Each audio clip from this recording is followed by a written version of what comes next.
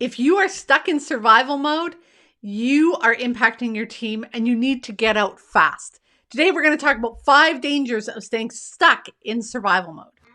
Welcome to the Surviving to Thriving podcast that helps women leaders in nonprofits get out of survival mode and thrive in both leadership and life. I'm your host, leadership development coach Kathy Archer, and I help women leaders enjoy impactful leadership.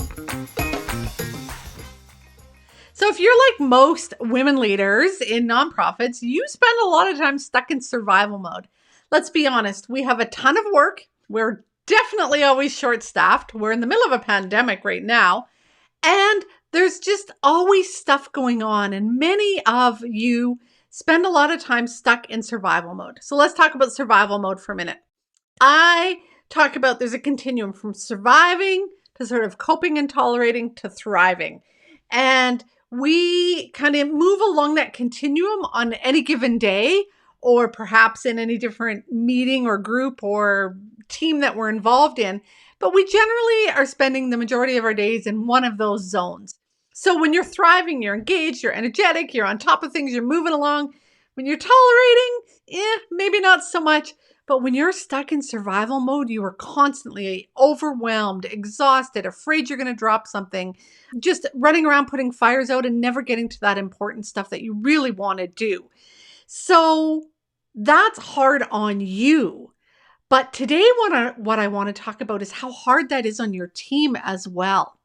Because I get it that it sucks for you, but part of the thought process is I just have to get through today. I just have to get through this meeting. I just have to get through this next busy time. But when we stay there, we forget that our stuckness in survival mode is impacting those around us. And so today I really want to step back and look at 5 ways it's impacting us. Before I get there, just a side note, if you want to see where you land on the surviving to thriving continuum, you can head over to kathyarcher.com/thrive, and you'll get a quick sort of a sheet where you can look at the 3 sections, tick off some boxes, and get a sense of where you land. And then you'll also get a download that gives you the 5 mistakes when people plan their way out of survival mode and the fixes. Because if you want to get out of survival mode, you have to be intentional, create a plan, and do the work to get there. So kathyarcher.com/thrive. I'll put the notes below, or the link in the notes below as well. So the 5 impacts on your team that you're making when you're staying stuck in survival mode. The first one is that you're grumpy. Let's be honest. When you're stuck there in survival mode, you are grumpy, you're annoyed, you're irritated, you're short with people, you snap at people, or maybe you don't want to be around them at all. And the impact on your team is that they don't want to be around you either, and you create that disengagement. We know that engagement is one of the key factors in creating strong, engaged, powerful, impactful teams, creating a culture where people thrive and that you really impact the people that you're trying to serve. That engagement is one of those key factors. When you're grumpy, when you are snapping at people, nobody wants to be around you and they keep their distance. So that's the first thing. When you are stuck in survival mode, you're grumpy and it keeps people away from you. The second way that your stuckness in survival mode impacts your team is that you're scattered. You're all over the place. You've got this going on and this going on, and you're putting out this fire and you're over here doing that. And because you're afraid you're going to drop a ball, you're like, oh my God, I forgot to do that. And oh my God, I got to do that. And you stay late and you're like drained, but you're still trying to get all these things done. It's like you're whacking the mole, right? You're just hit this, hit that, do this. And the impact is that you're forgetting things, you're missing things, you're not getting things done. And people start to not trust you anymore. They're like, well, she said she was going to do it, but every time I ask her, she just keeps saying she's going to do it, but she hasn't done it yet. And when you are always scattered like that, people lose faith in you. They really start to wonder if you've got it all together, because you don't. They start to question your abilities because sometimes you're not doing the stuff that's needed to move the team and the organization forward. So first one is that you're grumpy. Second one is you're scattered. The third one is that you lack enthusiasm. When you are drained, exhausted, when you are just barely getting by, when you haven't slept well because you're up all night thinking about things, when you're burning the candle at both ends, you are definitely not enthusiastic. You're lethargic, you're tired, you're dragging your butt through your day, And it's really hard to come into a conversation or a meeting and motivate and inspire, engage people when you don't have the energy. You need energy for impact. So you need energy for positive impact. Your lack of energy, your tiredness, that sort of blah feeling that you're bringing is actually creating that on your team. Energy is contagious. And if you lack the enthusiasm, you're wondering why your team's lacking the enthusiasm. You wonder why they don't seem charged and excited to do their work. It's because as a leader, you're setting the pace, you're setting the tone. And when you lack enthusiasm, you don't have that energy to inspire other people. And so that's dragging your team down as well. So the first one is you're grumpy. The second one is that you're scattered. The third one is that you've lost the energy and enthusiasm. The fourth one is that you become narrow-minded. So when we're stuck in survival mode, we are basically stressed all day. And when you're stressed, you start to shut down all of the parts of your body that you don't need. It's like when you're outside and your fingertips get cold because it's pumping all the blood to your heart. That's what's happening when you're in stress mode. In stress mode, really all you're worried about is getting the heck away from that tiger or whatever fire you're putting out. So when you're in stress mode, you lose a lot of the empathy, the compassion, the caring. You lose a lot of the wider focus of what's going on. So I often think about when we are in sort of organizations, we have to focus on, we need to get this paperwork done. But there's also the clients, there's also HR, there's also the funder, there's also the funding event that we're having, there's also tech. There's a lot of moving parts that you're dealing with. Oh yeah, and budget too. And so you have to pay attention to all of that. When you're narrow-minded, you're probably missing some of those things. You're also kind of head down, nose to the grindstone, only focused sort of 2 feet in front of you. Just got to get through this meeting today, get this over with. Just got to get through this next week of this busy time. But you're not seeing 3, 6, 9 months down the road. And as a leader, that's what we need you to do. Which brings us to the next impact that you're having on your team by staying stuck in survival mode. That is that you've lost the passion for your job. Your job used to feed your soul. You got involved in this work because you were passionate about it, you cared about it, and now it's just become soul sucking. And when it becomes soul sucking to you, it just sucks the energy out of everybody around you. Your heart's not in it anymore. You're not passionate about it anymore. You're not engaged anymore. You're just nattering along and you're not really having the impact that you desire. It's kind of like your team loses their captain. Your job as a leader is to not be down in the bottom of the boat rowing away. Sometimes you might want to go down and check and see how it's going, but your job is to be up above, keeping an eye on the horizon, encouraging everybody, motivating everybody, inspiring them along. And when you've lost that passion, you're, sitting on the back, having a drink, and you're like, whatever, I don't care anymore. If it crashes, it crashes. And that's what everybody else feels around you. We need you to be engaged. We need you to be energetic. We need you to get out of that scattered mode. We need you to really feel enthusiastic again. We need you to be happy and excited and caring, because that's how you're going to take your team forward. So let's take a look at these for a moment, and let's just imagine how these 5 things could impact on a staff meeting.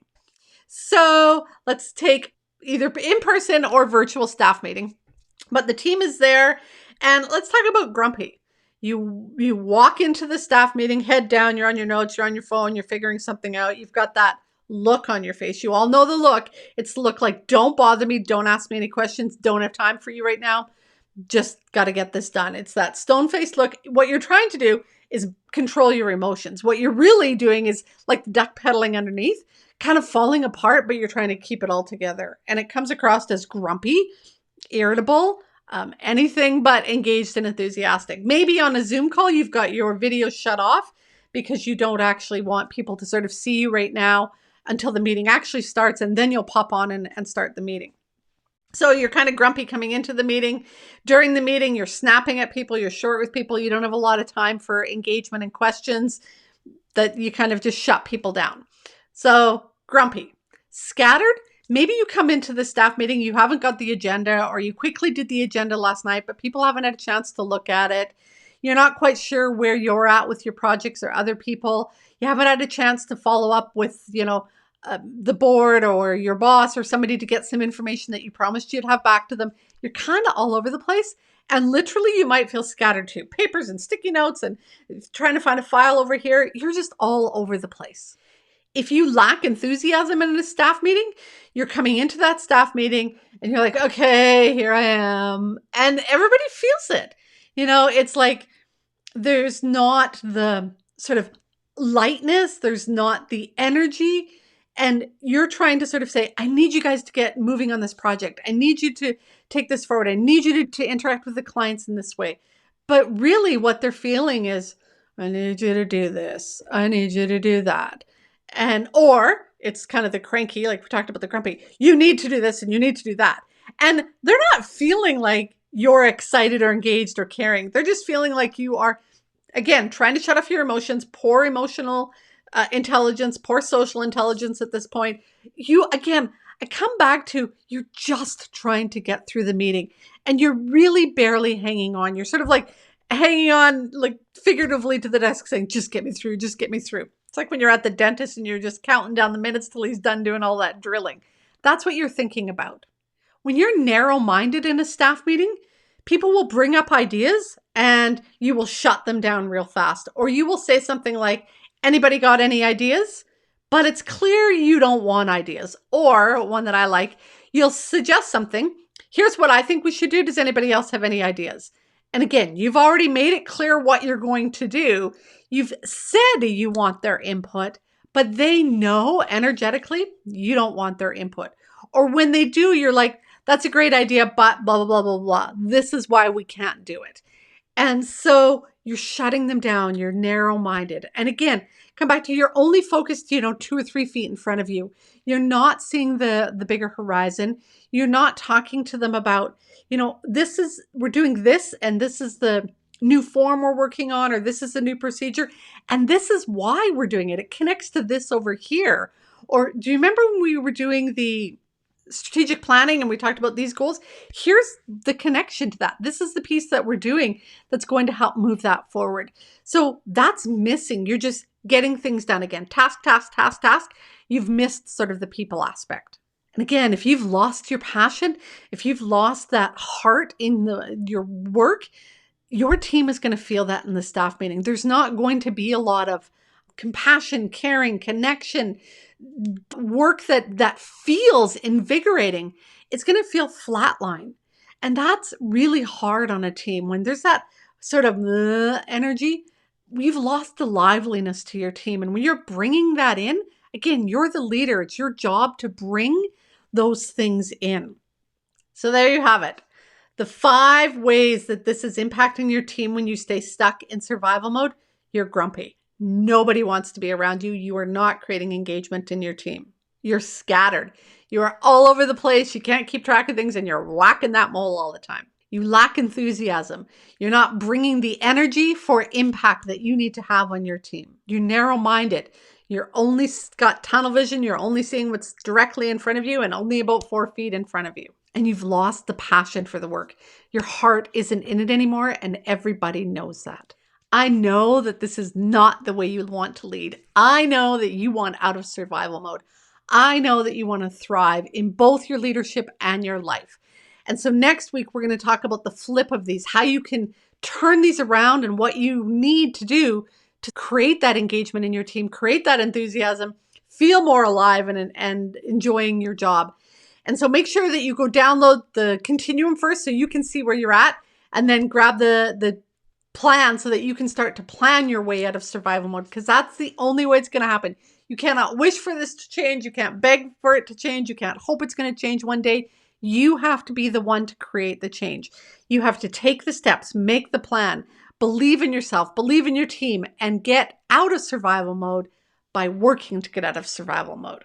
And again, go grab those downloads. And then if you want some extra help, I keep telling you about the training library that I do. The training library offers you ongoing personal and professional development to help you get out of survival mode, to help you lead the way you want, with enthusiasm, with passion, with emotional control and composure, where you feel confident and competent.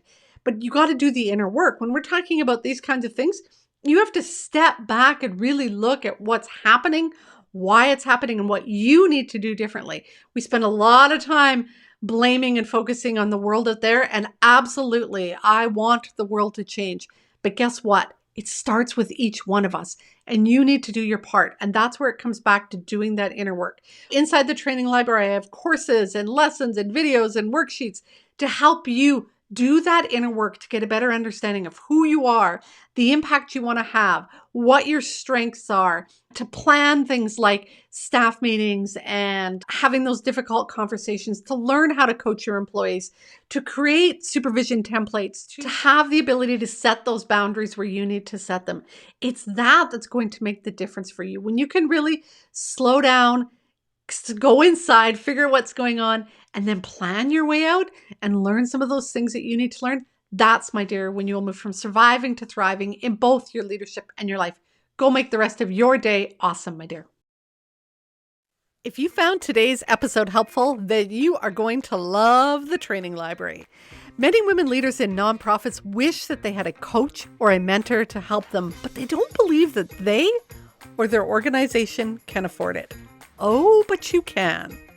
Inside of the Training Library membership site, you will not only get access to affordable and easily accessible ongoing personal and professional development training, you will also have access to a leadership coach at your fingertips. That way, when you hit those inevitable challenges that leadership will bring your way, you'll have both the resources and the support to navigate your way through them with confidence, composure, and while keeping your integrity intact. To find out more, head to kathyarcher.com/library. If you are enjoying the show, I'd love it if you could leave me a comment or a review on iTunes or wherever you listen to your podcasts. Thanks for listening. Go make the rest of your day awesome.